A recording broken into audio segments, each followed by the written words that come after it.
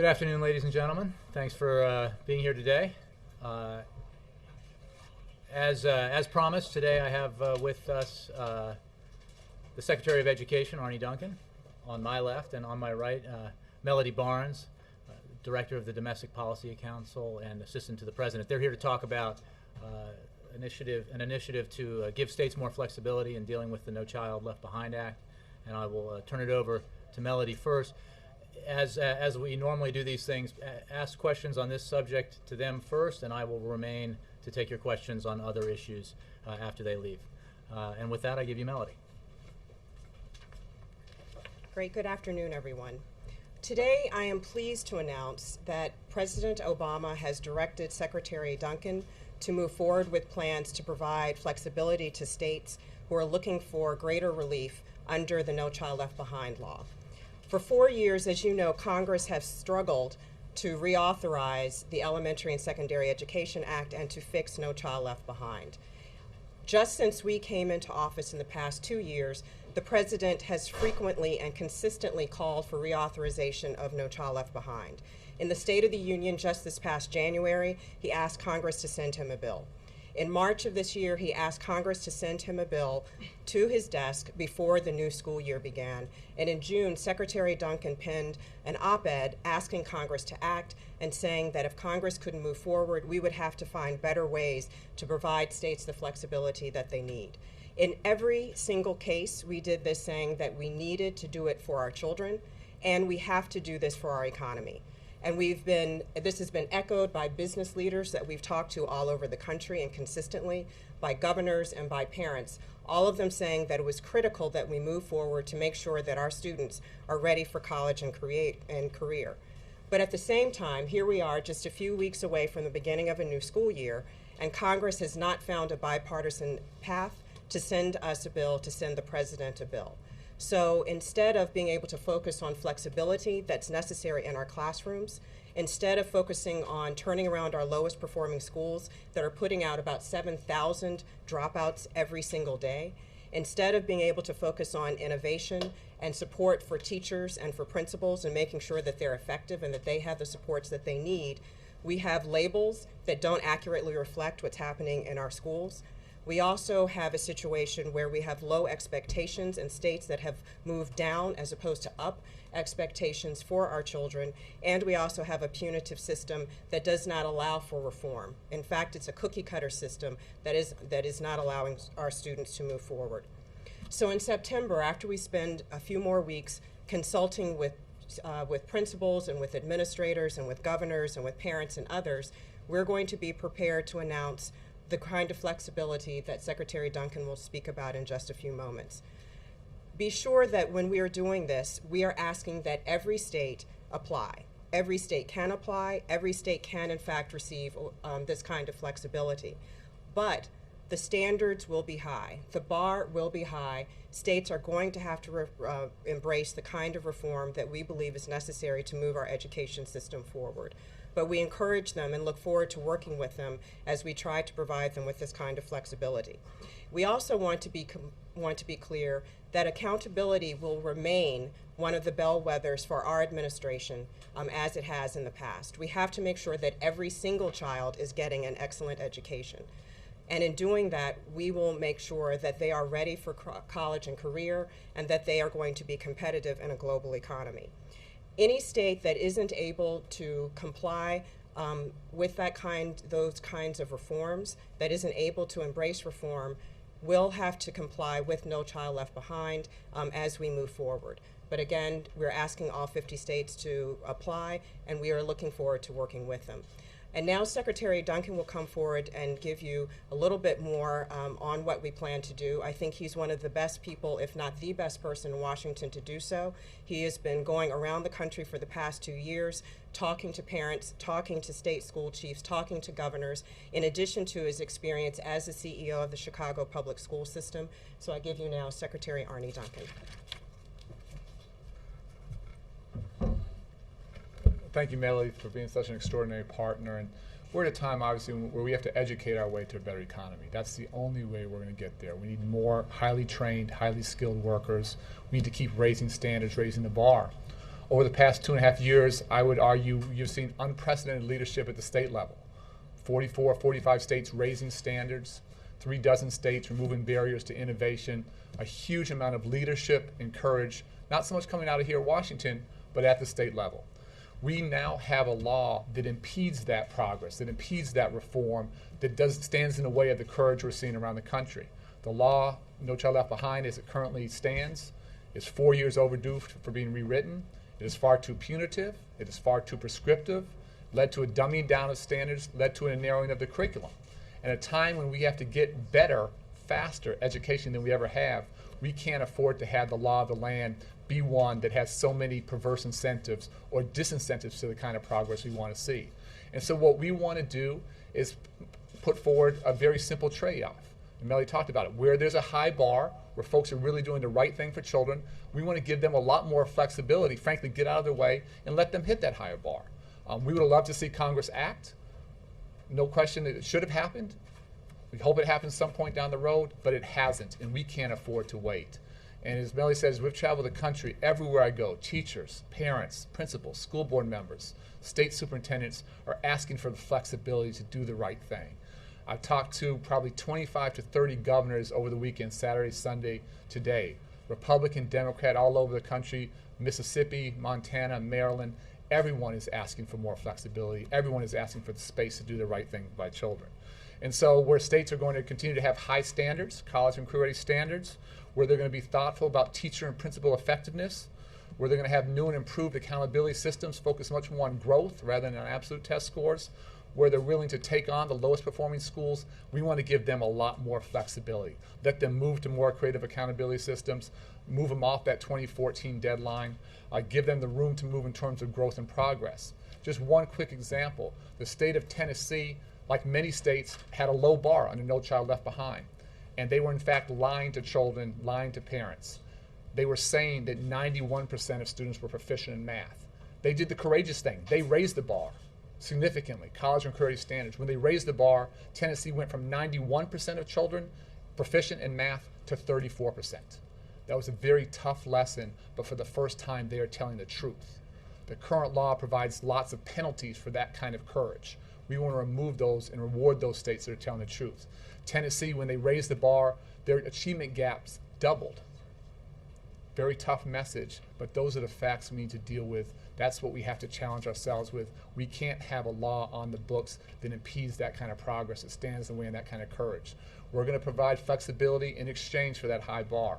We'll take the next couple weeks, 3-4 weeks, to finalize this, come back at some point early to mid-September with a final waiver package. Work very, very closely with states going forward. We'll have a peer review process. This will be very open, be very transparent. There'll be no competition amongst states. States that are ready to move faster, we'll work with them faster. States that take a little bit more time, we'll give them more time to work together. But I just want to thank Melody. I want to thank the President for doing the right thing, stepping up. Congress, we would love them to act. They should have acted. It didn't happen, and we can't afford to sit here and not support states. So we'll take some questions. Jake? First of all, could you clarify, because I think you identified in your anecdote a state, I think you identified it both as Mississippi and Tennessee. Tennessee. Tennessee Okay. Went from 91% proficient under the low standards under No Child Left Behind. They raised the bar, did the right thing. Same children, higher bar, went from 91% to 34%. They're telling the truth. We got to give them room to take that kind of courageous action around the country. The other question I have is, given that Speaker Boehner was one of the people who helped draft No Child Left Behind, can you explain what the problem is in Congress? Well, I think you guys understand Congress a lot better than I do. But you know, this should be bipartisan. This is the right thing to do for the country. Congress just hasn't acted, and we can't afford to wait. The President said along. When you say it hasn't, where is it? Is it stuck in a committee? Is it stuck? What can you tell us about that? It's just not done. And again, I think we gotta fight for kids here. We gotta fight for teachers. We gotta fight for parents. We gotta fight for folks doing the right thing. And we hope Congress can come together and do this in a bipartisan way. We hope that happens very fast. What we're doing in no way stops them from moving forward. Our move here can be a bridge or a transition to where they need to go. But we can't sit here in Washington and turn a deaf ear to what's going on around the country. People are begging. They're imploring us to do the right thing. So will the waivers that you're granting, will that essentially be able to fully implement a new system, or are there limits to, I mean, you spoke sort of sweepingly about all the different things you're going to change in under a state that gets the waiver. So can you essentially do the whole thing through waivers? And secondly, if you could just to follow up on the Congress issue, you everybody in this White House was saying at the end of last year that this was the one thing or one of two things that would have bipartisan support and that everybody was going to be able to move forward together on. So I think saying I don't know is doesn't seem like enough of an answer. Maybe someone up there could take I think this this absolutely has shot. bipartisan support in Congress, but more importantly from governors across the country. And again, I can give you, 2 or 3 dozen governors to reach out to. Right now, Congress is pretty dysfunctional. They're not getting stuff done. And this is something that's long overdue, should have been done. We can't have a law on the books that impedes progress, that has perverse incentives, that encourages a dumbing down of standards. We need to raise the bar. And we can't afford to wait. So it's not my job to psychoanalyze Congress. It's my job to move forward with children. Are there substantive differences?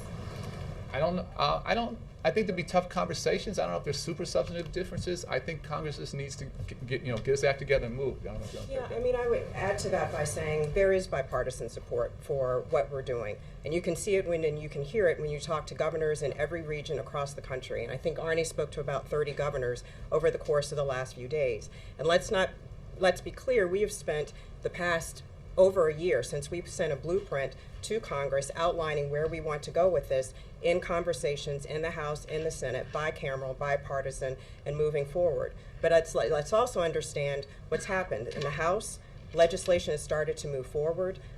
You can talk to Ranking Member Miller and look at some of his comments about the last bill that moved through the House committee.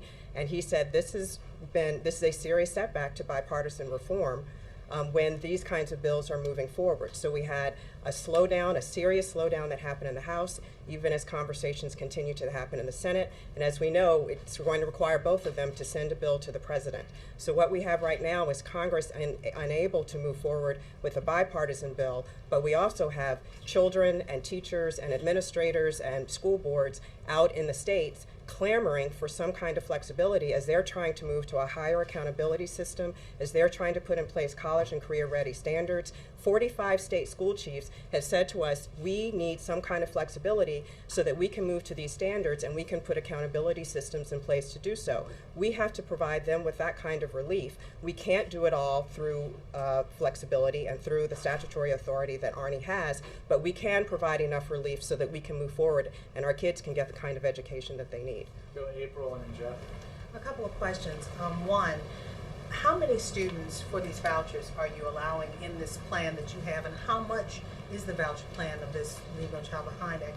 And also, once you designate the states and children are able to move to a better school, what does that do for the school that's not performing to the standards? What accountability measures are in place when you have 1, 2, 3, or 4 children leaving that school to go to a better school?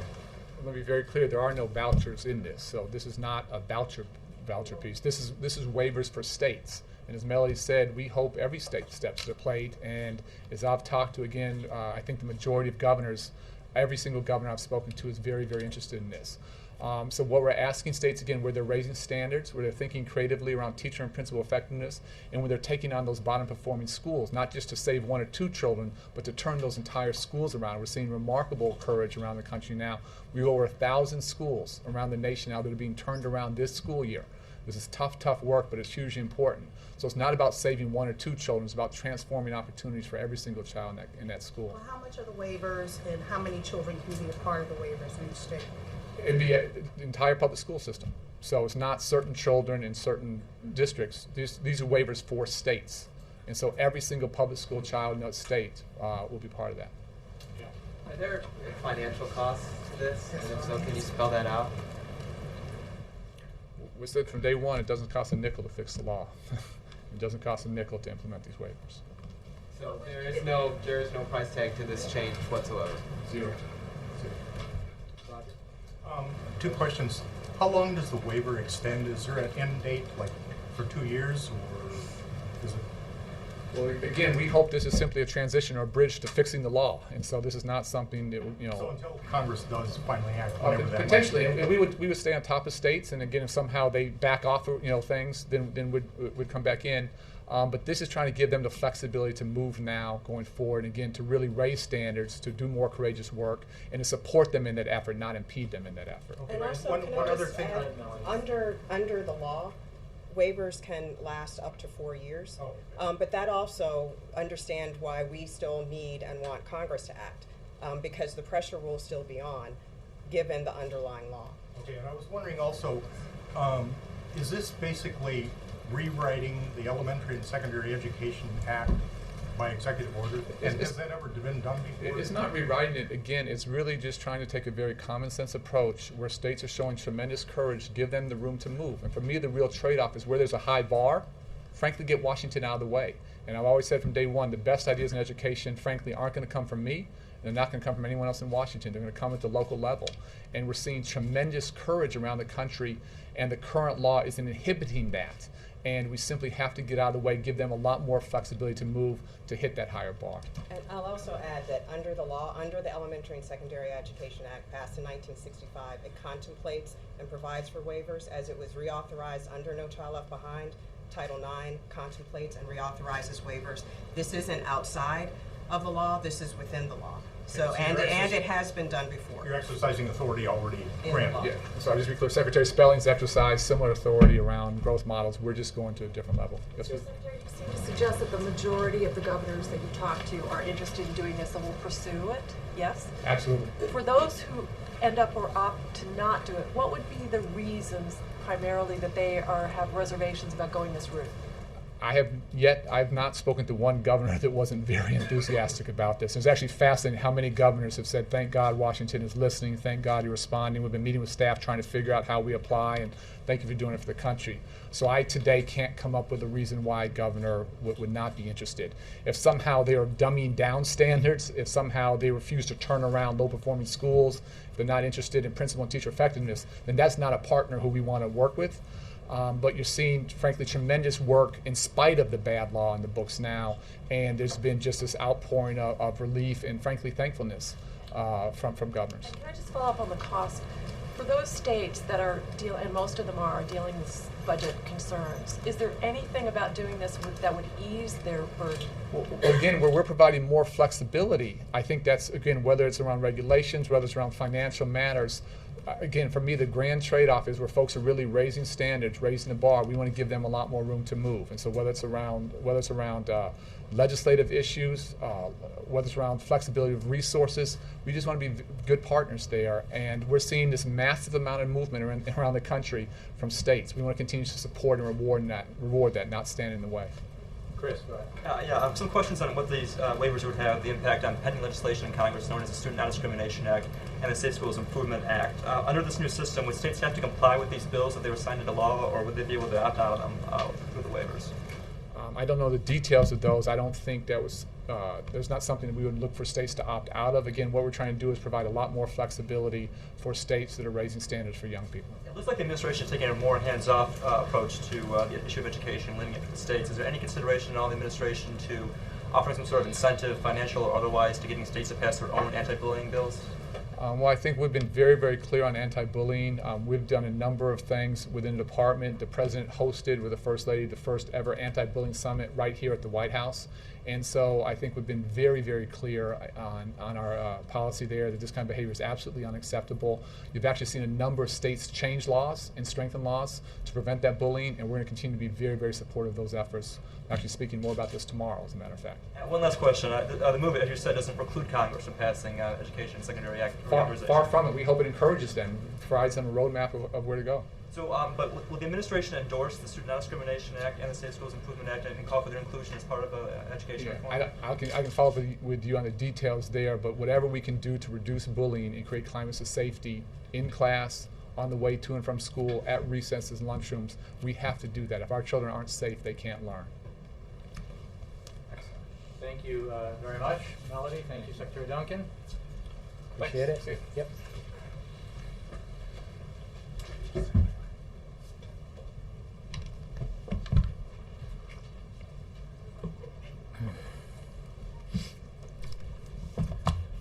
Okay, so we'll go to other topics. Darlene?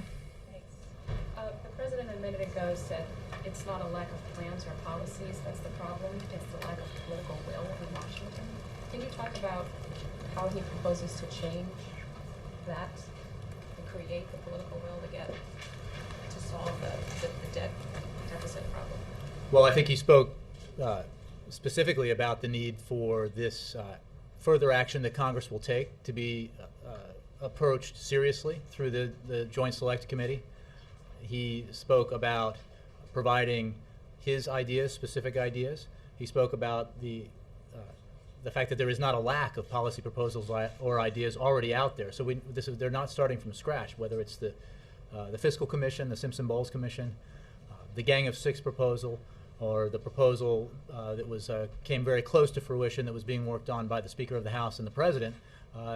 There are ample ideas and a pretty clear path towards achieving the balanced and significant deficit reduction that addressing programs like Medicare and making adjustments to them so that they are strengthened and will be there for future generations, and dealing with the need to reform our tax code so that everyone shares in the sacrifice here necessary to get our fiscal house in order. That if we do that, then we will have achieved something quite significant. And this president has been leading on that issue from the beginning in pushing very hard for the kind of bipartisan compromise that demonstrably the American people demand, that Democrats, Independents, and Republicans really want.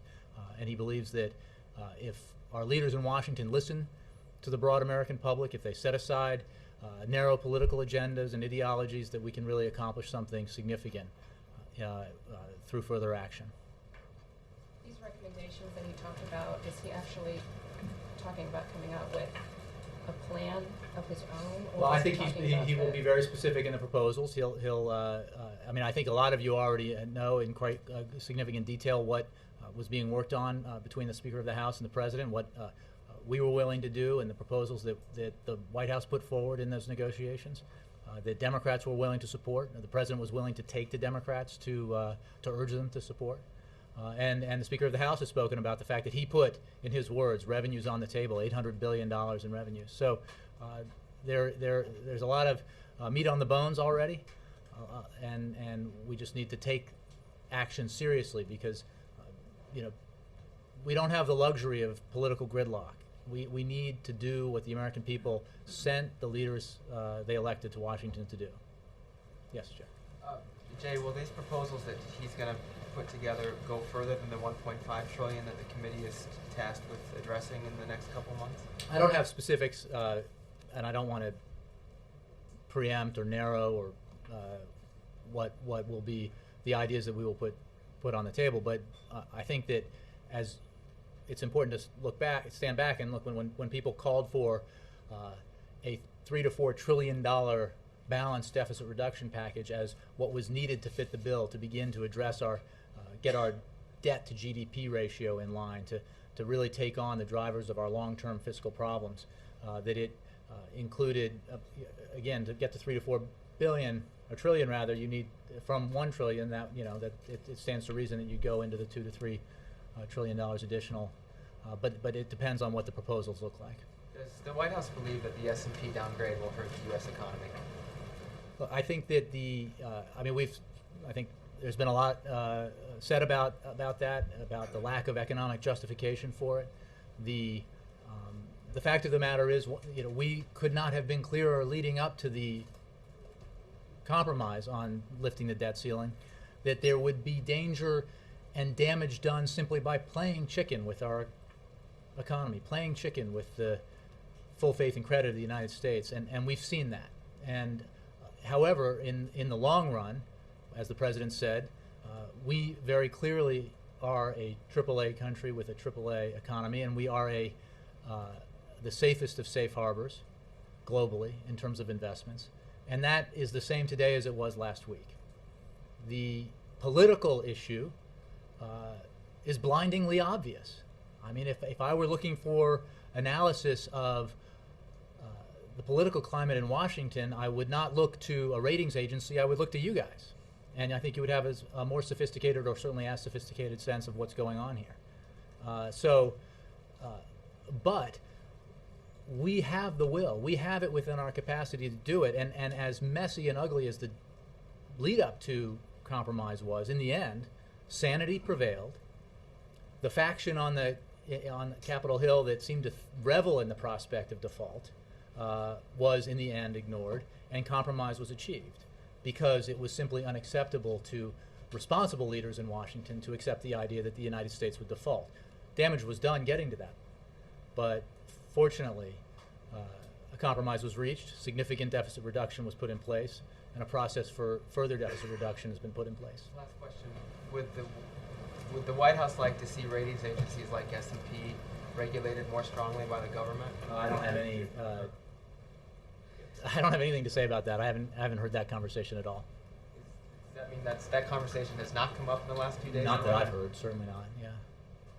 Jake. So just to clarify, the recommendations that the president said in his remarks just now that he's going to be outlining, that's as much detail as we're going to get about those recommendations. No, I didn't say that. I mean, I think well, let's let this process move forward. The president said today clearly that he would have his proposals, his ideas to put forward to contribute to that process. He also said, and I think it's important to note, that we are not reinventing the wheel here, that there are ample and deeply specific policy proposals that achieve what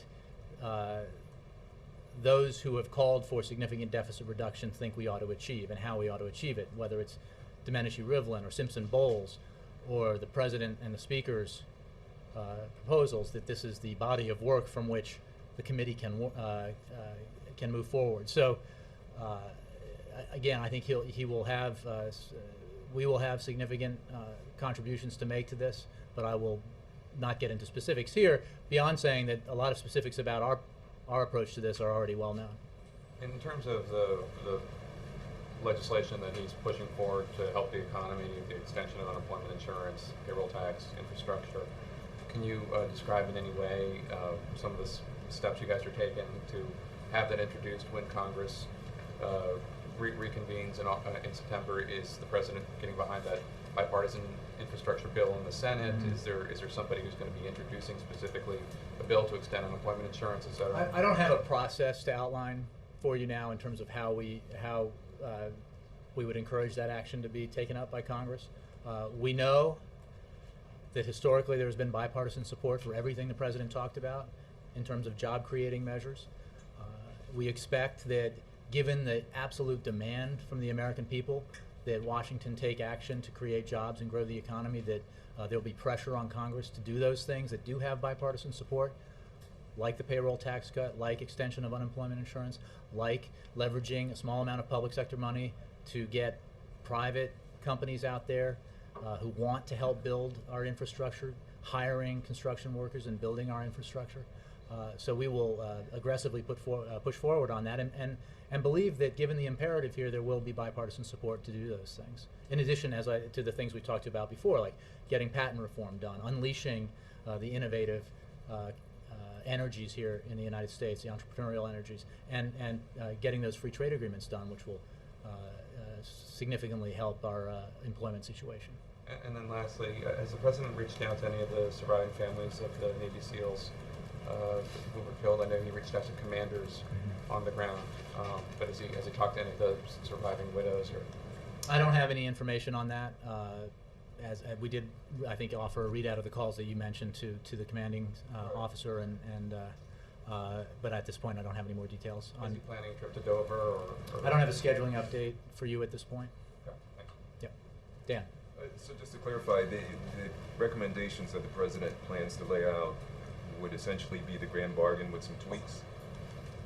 Again, I don't want to get into, I'm not going to hem in my boss or his economic team. Well, but I think the point that the president made very clearly in his statement is that what we do not lack is policy ideas or plans, including in terms of a very clear consensus on the measures we can take to address the long-term drivers of our debt and a balanced approach to getting our deficits under control. So those include the ideas put forward by the Gang of Six, a measure that was put together by 3 Republicans and 3 Democrats in the Senate, and then supported by substantially more Democrats and Republicans in the Senate. The Fiscal Commission set up by the president that chaired by a Democrat and Republican, with membership including Democrats and Republicans. Again, very similar approach to this problem, similar to the approach the President took in his negotiations with the Speaker of the House. So I will not improve upon the President's words in terms of his what he said about what he would be putting forward, but he also made, I think it's important to note that Congress can act and act with relative speed because they don't have to reinvent the wheel here. It is Congress's responsibility to act and act responsibly. Can you walk us through what the process is now for the U.S. to regain its AAA rating? I would point you to the agencies that Is the White House decide involved in anything in terms of trying to? I think, as has been the case leading up to this, and has always been the case, the Treasury Department has most of the communications with the ratings agencies as they seek information. That was certainly the case with regard to S&P. How that process works is nothing I'm aware of or have great knowledge about, and it's certainly not anything that we need to focus on right now. What we need to focus on, because it's been firmly established that America's creditworthiness is not in doubt, is taking the measures we can take to continue to get our fiscal house in order and to grow the economy and build and create jobs. Nora. The President said our problems are imminently solvable, and we talked about a renewed sense of urgency. Why not call Congress back to work? Well, I think that what we can do after the process we just went through is make clear that when Congress does get back from its recess, it is very clear. Well, I mean, the Dow dropped below 11,000. Where's the sense of urgency? look, I think there is a great deal of sense, a great sense of urgency here about the need to continue to work to get our fiscal house in order, create jobs, and grow the economy. The reality that we live in is that this is, as set up by the founders, a government that has different branches with different amounts of power, and we need to work together to get significant things done, and we will continue to do that. And I think that what this president talked about today was the need to set politics aside, set narrow political agendas aside, recognize that if we learn nothing else from the news on Friday, it was that political gridlock can be damaging, at least in the short term, to our economy, and can dampen consumer confidence, can roil the markets, if you will, and that we need to take action to address that. To follow on the president saying, I intend to release my own recommendations. When will he do that? I don't have a date for you. How will he do it? I don't have a method for you. In what form will he do it? I think that's the same question. I know, again, I don't have any specific, and there has been this discussion before about how he communicated his specific recommendations and desires with Congress in Sure. the grand bargain. So my question is, how is he going to do it differently this time, or is it going to be different? Well, I think he stood up before you and said that he will make his recommendations known, and I think he will do that. Now, the committee doesn't even exist yet. The members haven't been named, and it doesn't start its work until September. So we will do that when, again, this is we do not control all levers of government. Sometimes that is quite unfortunate, but the fact is we work with Congress in this process, and the president will put forward his ideas. And again, I think many of you know with a great level of detail what the proposals were that he worked on with the Speaker of the House. I think that those are reflective of the approach that this president will take, the tough political choices he's willing to make, and the fact that he is not just willing to, but demanding to lead in this case, and take the case to Democrats about why we need to take further measures to get our deficit under control and our debt under control. And he looks forward to finding partners in that cause in September. Finally, does the president agree with other Democrats that this S&P downgrade was a quote-unquote Tea Party downgrade? Look, I think what it clearly was again, with no economic justification to it, as the Treasury Secretary and others made clear. It was an assessment of our politics, and the three things that were laid out in that assessment, as I recall it, were that caused this decision was the unhealthy and unhelpful brinksmanship that was part of this debate.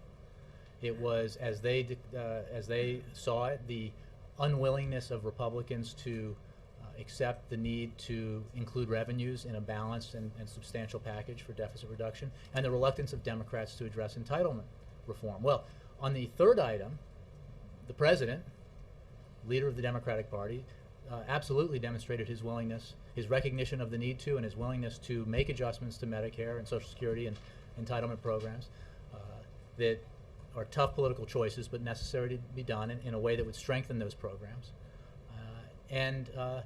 You know, he looks forward to a recognition by members of Congress of both parties that the brinksmanship is dangerous. It is not healthy to our system, and it is not. It is wholly irresponsible to play chicken with our economy. It is irresponsible to revel in the prospect of default, as if the United States of America defaulting on its obligations were somehow a political victory. That is not a good thing, and we don't think that that's. We know, because the American people have been very clear on this. Democrats, independents, and Republicans have been very clear on this. That is not an opinion that is widely held, and that's a good thing. And that is why, because it is not widely held, we do not believe it will prevail. Yes. So it sounds like yes, you think it was the Tea Party's fault? I thought my answer was better.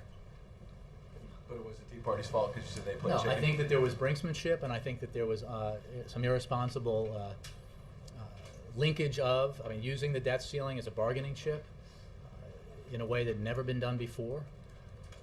Basically threatening to force the country into default if you do not get what you want, your political agenda is irresponsible. But what is important to remember here is that in spite of all that, Washington proved that it can function, that leaders can come together and do the responsible thing. Not everything that could have been achieved, not the grand bargain that the President and the Speaker were seeking, but pass legislation to ensure that we had significant deficit reduction of $1 trillion and set up a process for even more. And as you know, regardless of what happens in this, there will be more significant deficit reduction as a result of this compromise. Not as much as could have been achieved here. And none of this would have happened if there were a willingness from the beginning to approach this in the spirit of compromise and to acknowledge what all the other bipartisan groups out there have acknowledged, which is that we need to do this in a balanced way. Well, last night on CNBC, Secretary Geithner was asked if the administration's policies bear any responsibility for this downgrade, and he said absolutely not. So is that true? The White House believes that his policies have no responsibility for the downgrade. I couldn't say it better than the Secretary of the Treasury said it. So you haven't The added downgrade, any debt. but Ed, I assume you read the S&P document. The downgrade had everything to do with the political gridlock. Not everything. Partly. There was no economic justification. It was the economic justification was wholly changed after the $2 trillion error, which is not exactly a rounding error, was identified in about 10 minutes by the folks over here who have expertise in it. Okay, there were gridlock is a problem, Mhm. but President Bush didn't pay for 2 wars, didn't pay for prescription drug benefit. Republicans bear responsibility. And you know what? We had a stimulus of nearly $1 trillion. We've had other things we didn't pay for. Why can't you say we have some of the responsibility? We have the responsibility to take action and compromise, and we have shown our willingness to do just that and reach across the aisle, meet Republicans more than halfway, make political tough choices like taking on the issue of the need to strengthen our entitlement programs and make changes in them as necessary.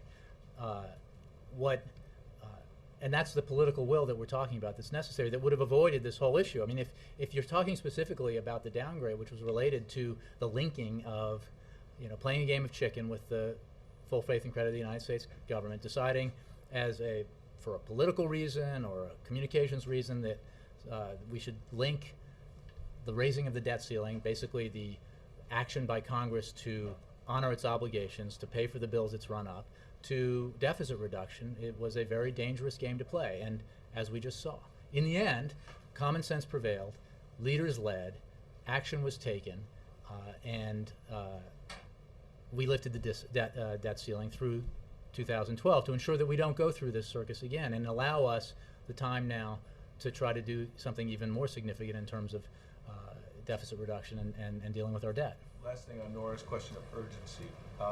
President said there's urgency. Why then did it take him 3 days to comment on the downgrade?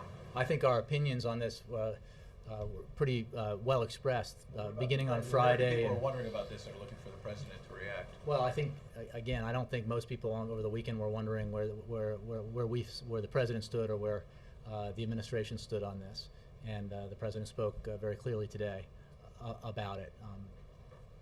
Chuck. Jay, there are, I think, 6 specific things that the president's been calling Congress to do on the jobs front. The 3 trade agreements, the infrastructure bank, patent reform, unemployment insurance, payroll tax cut, that's 7. Why not bring Congress back now to just do that? I understand the answer to Nora's question about the urgency on the debt. You know, you're going to let the committee see if it actually works. Well, it seems we're getting a drumbeat here to call why Congress not? back for Well, the it does August seem that the recess. markets are crashing. We're now below 500 points since this briefing began. We're not implying any relation. Just that, I mean, here, Yeah, the point is, all of that the was- economy, the American public seems to be in a little bit of a panic, and yet, you know, Washington's like, well, Look, we're going to stand back and wait till school starts. Markets go up and markets go down. We cannot, we do not and we cannot react precipitously in reaction to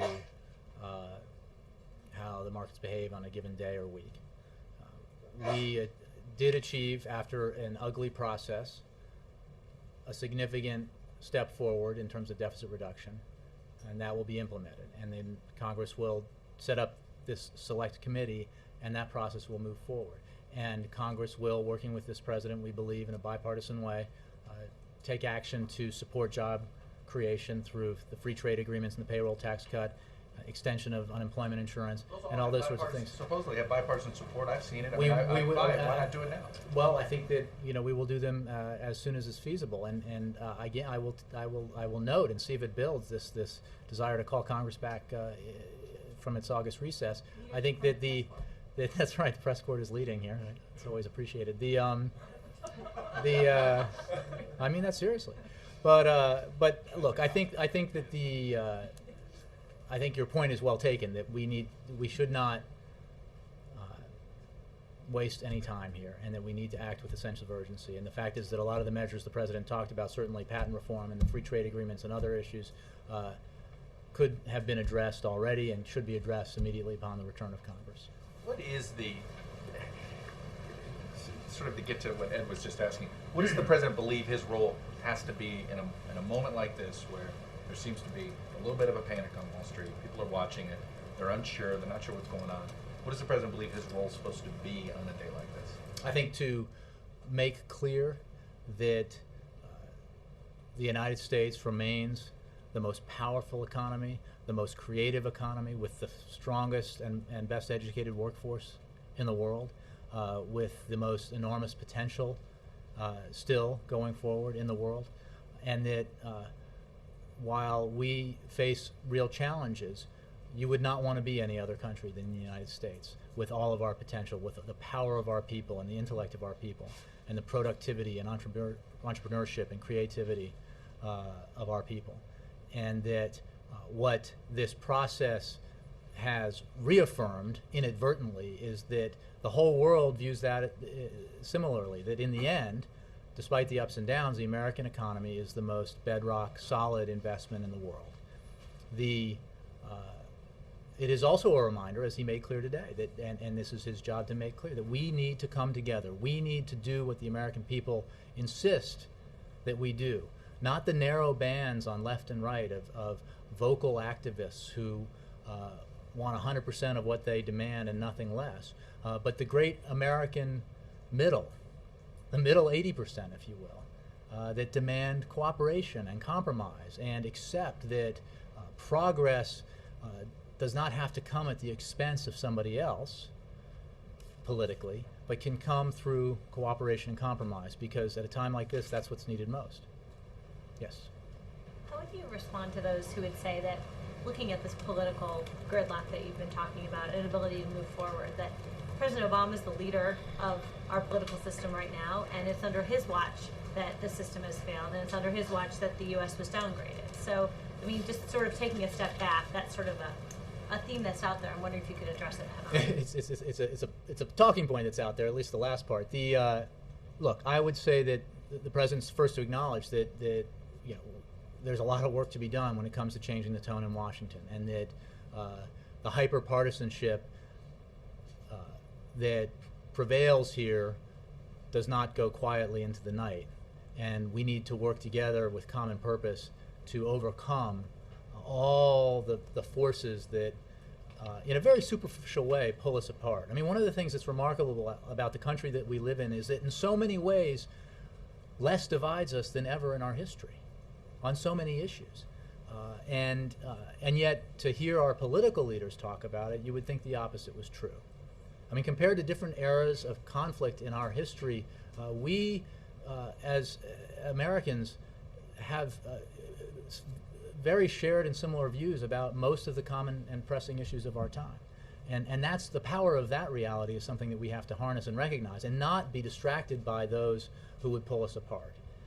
And so I think that, with great purpose and sense of urgency, the president will continue to talk about that because he thinks that's his role. But is it appropriate to put the blame for this on his shoulders? Look, I think that we are all sent here, rather we are not. We are just working for those who are sent here. But the leaders in Washington who are elected, including the president, including those in Congress, bear responsibility for the decisions they make, the policies they pursue, how they wage the debate and the battle, and what they're willing to compromise in the name of moving the country forward. And so the president understands and carries that responsibility, and he absolutely thinks that it is his job to lead, which is why he has tried so hard and will continue to try so hard to lead towards the kind of compromise and cooperation that is absolutely essential for us to get anything big done in a country, in a town where we have divided government. One more thing. When he puts forward his plan or his set of ideas, does he envision that as his idea for what the final compromise should look like, or is this sort of an opening offer?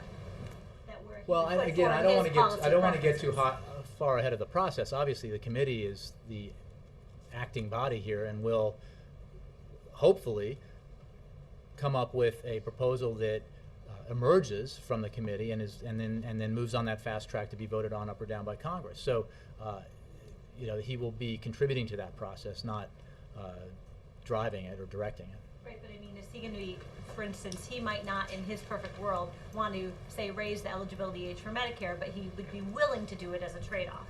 Would he be putting this in, putting out a plan that reflects his trade-offs or his? Again, I don't want to get ahead of him. I think a lot of people understand where he was and the trade-offs, if you will, that he was absolutely willing to make if the trade was coming in the other direction to achieve a balanced compromise. And beyond that, I really don't, I don't want to get ahead of him. But the process that he went through with the Speaker of the House was all about trying to find the kind of balance that achieved the goal in an equitable way of significant sweeping deficit reduction, and also did it in a way that it could pass Congress in both houses. That was really the nub of the issue, right? So by definition, that meant that neither side was going to get everything that it wanted, and that would be the case going forward in forward to something like that could try to actually pass. Yes. Mark. Jay, on what day did President Obama ask Secretary Geithner to stay on? You think it was just once? How many times did he have to ask? That was just a joke. I don't know. I wasn't privy to those conversations, and they speak obviously frequently. I just don't know. Before S&P? Oh yes. Okay. And on another subject, is the White House announcing a new aid program for Somalia today? It is indeed. I think we're going to put forward some more information on that shortly, but new money, $105 million to help with the aid program to deal with the situation in Somalia, in the Horn of Africa. I would I'm going to point you to the State Department and USAID on that, but this is new money coming from existing pools of money to direct towards this effort. And is that tied to Dr. Biden's visit to Africa? Tied in the sense that for the same cause, yes. I mean, Dr. Biden was there in a refugee camp today, and absolutely, and our concern about this issue is profound, and we want to continue to lead as we have in providing the assistance necessary to ward off starvation. Roger. Is the president encouraging Fed Chairman Bernanke to extend the monetary stimulus program that's been ongoing? Not that I'm aware of. Any I mean, conversation? Would you like to see it I'm extended? not going to speculate, and I think the Fed's an independent body. One other question on the naming of the Joint Select Committee. Has the president weighed in with Mr. Reid or Ms. Pelosi on naming? Not that I know of. At this point, I don't have anything new on that. We obviously want to see Congress take this seriously, and all four leaders who do the appointing to take it seriously. Thanks, Jay. What time Friday did Treasury notify the president of S&P's intentions, and then what was his involvement going on? That's a question that I think has been spelled out pretty amply in the weekend newspapers. I don't have the specific time, but we can get back to you on that. But the Secretary of Treasury and the Director of the National Economic Council informed him, and he was engaged and constantly updated on the process throughout the afternoon and evening. And he said this morning that the recovery is not going as quickly as anyone would like, which he's often said. Does he believe we're still in recovery? A lot of economists are saying the recovery has stalled. We may be in contraction. Well, I think that these are very, in the world of economics, very specific terms. The fact is that the economy grew, according to the statisticians in the first and second quarter, much too slowly, as far as we're concerned, and we think most people are concerned. Outside analysts continue to predict that the economy will continue to grow in the third and fourth quarter. I think the prevailing consensus is still that the economy will continue to grow. So I guess that consensus is at odds with your suggestion, and it's not a question of, recession and recovery, growth and contraction are very specific terms, and the fact is the economy can be growing too slowly as it was in the first half of this year and still be growing. That is not remotely satisfying, but it is still growing. It has continued to create private sector jobs, 17 months now straight of private sector job creation, 2.4 million jobs, in fact. So we focus on the things we can control, which is taking actions and working with Congress to take action to grow the economy and create jobs. And we think if we take care of our business, that the economy will continue to grow as we take measures like the 17 small business tax cuts that the president has pushed through in the past 2.5 years to continue to get the private sector to unleash its power and energy to grow the economy and hire new workers. When he says it's a recovery, you don't think the American people he's speaking to feel a disconnect with what I think the president has been absolutely clear that he is far from satisfied with the pace of economic growth and the pace of job creation. He's been saying that for 2 years. In the last few months, things have really kind of shifted in the economy. Look, he's acknowledged the slowdown. He's acknowledged the fact that we haven't been creating jobs as quickly as we'd want. But as we said on Friday, when jobs numbers came in at better than expected, that we don't overreact in either direction, because we focus on the things that we can control, which is not one of the things we don't control is the gathering and dissemination of economic data. We focus on the things that will help grow our economy and create jobs, and the president's focused on nothing else with any greater sense of urgency. David? There's, the president talked about finding a compromise and getting over political, sort of lines in the sand. But over the weekend, and I think today still, we're still not hearing any sense that there's any movement on the Hill in that direction. Do you think otherwise? Well, I think I disagree. I don't know about over the weekend, but the one helpful or positive thing that emerged from this otherwise messy process, one edifying development, was that we saw, as the process went forward, a rising chorus of voices on the Republican side speaking out in favor of a balanced approach. The need that if we want to do something big to deal with our deficits and debt, that it has to be done in a balanced way. And we saw that through the reaction to the Gang of Six, through a lot of outside voices in op-ed pages and on commenting on television and on radio. And the fact is that we believe that there is a majority of support for that action in the public and even in Congress. So it has to be outed, if you will. It has to be forced forward as we recognize, and perhaps as members of Congress go back to their districts and states and hear from their constituents about the need, the frustration they feel over paralysis and dysfunction and gridlock in Washington, and the demand that they put on their leaders to act and compromise and get something done. I think that with any luck they will come back in September, and there will be a renewed sense of purpose across the board. Chris.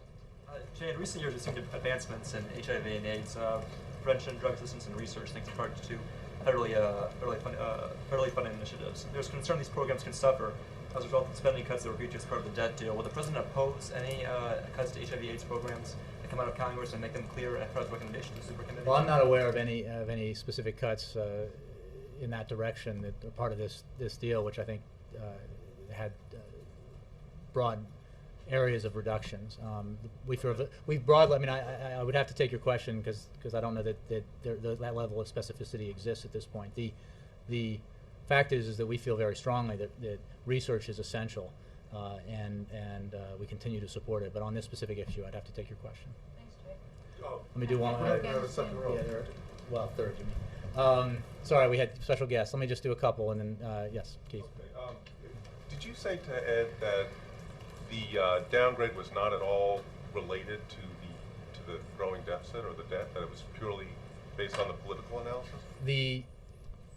There is no economic justification for it. I know S&P feels differently, but if you look at the process they went through where they said there was a $2 trillion error, they said that what... I know they said that, but are you saying that they don't think that the deficit is related to what they've done? They think the process of Washington dealing with it was concerning enough that it calls into question Washington's capacity to handle the challenges that face it. What is just immutably true is that there was a $2 trillion error in their math, and they put forward the idea that had Washington achieved $4 trillion in deficit reduction, they would not be doing this. So that was their first economic justification. If you take that $2 trillion error and add it to the $2.5 trillion deal that was reached, that's 4.5. Boom. So even as a question of math, it doesn't make sense. As a question of political analysis, it makes sense, but it doesn't justify the change in the rating. Okay, just quickly on the sense of responsibility. You mentioned that regret that the president doesn't have control over all, the Democrats don't have control over all. I personally regret that. You regret that. Is there any regret on the part of the president, when we're talking about responsibility, that he, clearly now, he's putting out some proposals and even some that have to do with entitlements, but that he didn't do that earlier, even in the budget release it's a good question, this year, Keith, and we've been through this process so years? many times, and I can answer it again. The fact is that the president put forward a budget, he put forward a framework. Congress put forward a budget and passed in the House, couldn't get through the Senate. The House Republicans put forward measures that they knew from the minute they drew them up had no chance of becoming law. And then, quietly, both sides, not just the president, but both sides, the Speaker of the House, the leader of the Republican Party in Congress, third most powerful person in Washington and the land, if you will, and the President of the United States, leader of the Democratic Party, sat down and worked out a specific proposal together. Each side having put forward public proposals. They did it in a quiet negotiation because they were both negotiating in good faith with the hope that that process would lead to a grand bargain and compromise where they would both emerge from the room and they would say, look, we know this is filled with hard choices, we know this is filled with tough politics, each of us believes it's the right thing to do, and they would lead together. That did not come to fruition, but that wholly explains the process. But it ignores the question of whether the president feels any responsibility for not having led on this earlier, for not having got these proposals out earlier. Absolutely. When we knew about the debt problem years ago. This is a circular conversation that we can have again and again. The president did put forward proposals. He did lead. He set up the fiscal commission. He laid out a framework, and he brought the Speaker of the House. Together they came to the brink of a bipartisan compromise that would have been very significant and avoided a lot of this. Glenn. Jay, two quick questions. First of all, the proposal that the president is going to unveil, is that going to be in a form that will be scorable by the I think I really don't have anything more specific to say about that. The president spoke about it today, and we'll let you know when more specifics are forthcoming.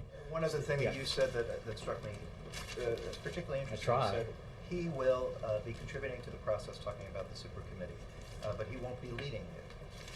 Why? He's the leader of the free world. Why isn't he leading this process? Look, I think that was a technical recognition of the fact that it is a congressional committee, Glenn. Look, this president, his leadership on these issues is quite established. Let me take, you know, I could do this, but I think a lot of people have deadlines.